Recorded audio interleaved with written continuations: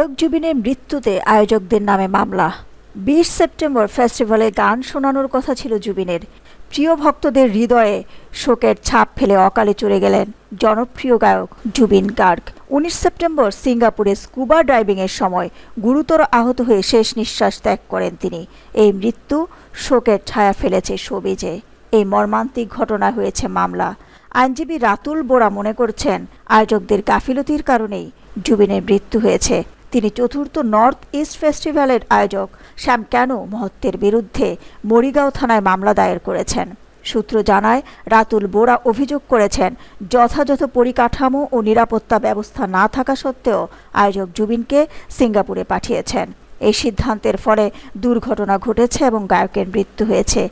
এফআইআরে আয়োজকের বিরুদ্ধে গাফিলতির অভিযোগ উল্লেখ করা হয়েছে, কিন্তু স্কুবা ডাইভিং করার সময় আহত হন তিনি। তড়িগড়ি করে তাকে নিকটস্থ হাসপাতালে ভর্তি করা হয়।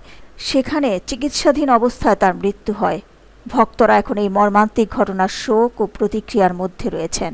আইনগত প্রক্রিয়া শুরু হওয়ার আশা করা যাচ্ছে। ঘটনা নিয়ে সঠিক তদন্ত করা হবে। দিলরুবা খান, বিনোদন ডেস্ক, দৈনিক আর নিউজ।